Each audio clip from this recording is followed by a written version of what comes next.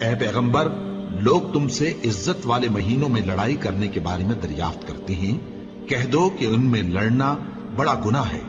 اور اللہ کی راہ سے روکنا اور اس سے کفر کرنا اور مسجد حرام یعنی خانہ کعبہ میں جانے سے بند کرنا اور اہل مسجد کو اس میں سے نکال دینا جو یہ کفار کرتے ہیں، اللہ کے نزدیک اس سے بھی زیادہ گناہ ہے، اور فتنہ انگیزی خونریزی سے بھی بڑھ کر ہے، اور یہ لوگ ہمیشہ تم سے لڑتے رہیں گے یہاں تک کہ اگر مقدور رکھیں تو تم کو تمہارے دین سے پھیر دیں، اور جو کوئی تم میں سے اپنے دین سے پھر کر کافر ہو جائے گا اور کافر ہی مرے گا تو ایسے لوگوں کے اعمال دنیا اور آخرت دونوں میں برباد ہو جائیں گے، اور یہی لوگ دوزخ میں جانے والے ہیں جس میں ہمیشہ رہیں گے۔ جو لوگ ایمان لائے اور اللہ کے لیے وطن چھوڑ گئے اور کفار سے جنگ کرتے رہے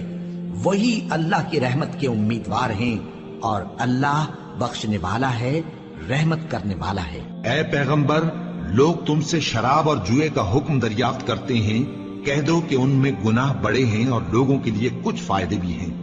مگر ان کے گناہ فائدوں سے کہیں زیادہ ہیں، اور یہ بھی تم سے پوچھتے ہیں کہ اللہ کی راہ میں کون سا مال خرچ کریں،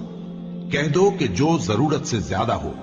اس طرح اللہ تمہارے لیے اپنے احکام کھول کھول کر بیان فرماتا ہے تاکہ تم سوچو۔ یعنی دنیا اور آخرت کی باتوں میں غور کرو، اور تم سے یتیموں کے بارے میں بھی دریافت کرتے ہیں، کہہ دو کہ ان کی حالت کی اصلاح بہت اچھا کام ہے، اور اگر تم ان سے مل جل کر رہنا یعنی خرچ اکٹھا رکھنا چاہو تو وہ تمہارے بھائی ہیں، اور اللہ خوب جانتا ہے کہ خرابی کرنے والا کون ہے اور اصلاح کرنے والا کون، اور اگر اللہ چاہتا تو تم کو تکلیف میں ڈال دیتا۔ بے شک اللہ غالب ہے، حکمت والا ہے۔